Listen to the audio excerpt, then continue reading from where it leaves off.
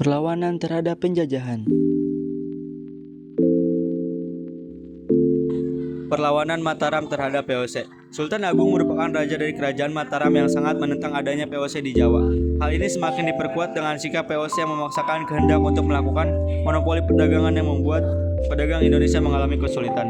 Sultan Agung merencanakan penyerangan ke Batavia pada tahun 1628 untuk menyerang VOC. Pada tanggal 22 Agustus 1628, pasukan Mataram yang dipimpin oleh Temenggung Baureksa menyerang ke Batavia. Penyerangan pertama ini gagal dan menimbulkan banyak korban jiwa bagi kerajaan Mataram. Kemudian Mataram menyiapkan serangannya yang kedua yang dipimpin oleh Temenggung Singaranu, Kiai Dipati Jumina, dan Dipati Purbaya. Meski telah melakukan persiapan yang matang, perlawanan kedua ini tetap menemukan kegagalan.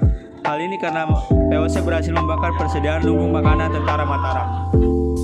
Perlawanan Goa. Kerajaan Goa menjadi salah satu kerajaan yang terkenal di Nusantara dan Sultan Hasanuddin memimpin perlawanan rakyat Makassar dalam melawan VOC di Makassar.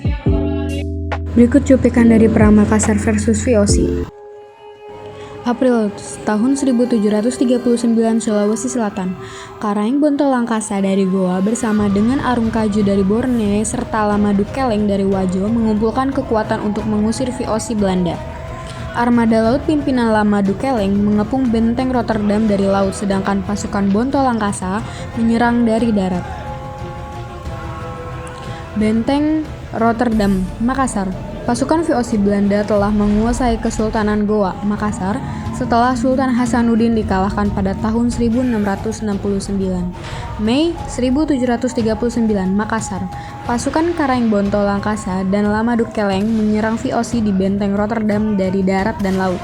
VOC Belanda kewalahan menghadapi serangan gabungan tersebut dan kehilangan kontrol atas kota Makassar dan Sulawesi Selatan.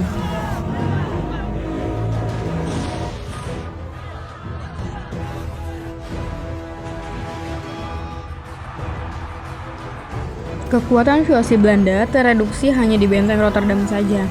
Karaeng Bonto Langkasa diangkat menjadi Sultan Goa pada April 1739.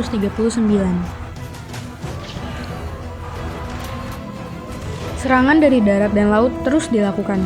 Benteng Rotterdam dikebung berbulan-bulan.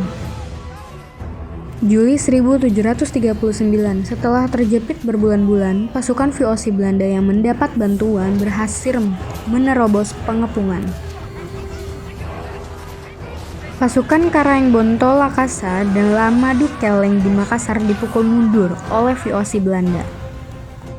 November 1739, Karaeng Bonto Langkasa tertembak pada pertempuran melawan VOC Belanda dan wafat pada November 1739. Banten. Perlawanan rakyat Banten sudah dilakukan sejak pertama kali VOC berada di Banten, di mana perlawanan tersebut dipimpin oleh Sultan Ageng Tirtayasa pada tahun 1656. Perlawanan ini dilakukan Sultan Ageng untuk memulihkan posisi Banten sebagai bandar perdagangan internasional.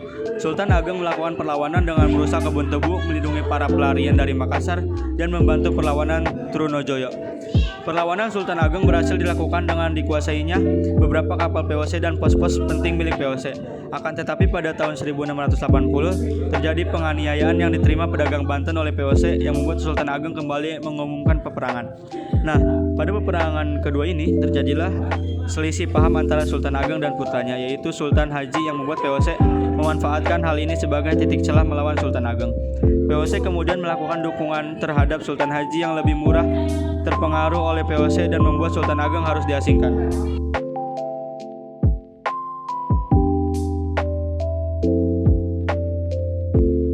Perlawanan terhadap pemerintah kolonial Belanda berlangsung di berbagai wilayah. Beberapa perlawanan terkenal meliputi Perang Diponegoro di Jawa pada tahun 1825 sampai 1830. Lalu ada Perang Padri di Sumatera Barat pada tahun 1821 sampai 1837. Selanjutnya ada Perang Banjar di Kalimantan Selatan pada tahun 1859 sampai 1863. Perlawanan ini muncul sebagai reaksi terhadap penindasan, eksploitasi, dan upaya penjajahan oleh pemerintah Belanda. Perlawanan-perlawanan tersebut mencerminkan semangat nasionalisme, identitas budaya, dan perjuangan kemerdekaan. Pertama ada perlawanan bersenjata. Beberapa komunitas dan kerajaan pribumi melancarkan perlawanan bersenjata terhadap dominasi VOC. Lalu ada boikot dagang. Beberapa komunitas melakukan boikot dagang terhadap VOC dengan mengurangi atau menghentikan perdagangan mereka. Yang ketiga ada perundingan diplomatik. Beberapa kelompok mencoba melakukan negosiasi dan perundingan diplomatik dengan POC untuk mempertahankan hak dan otonomi mereka.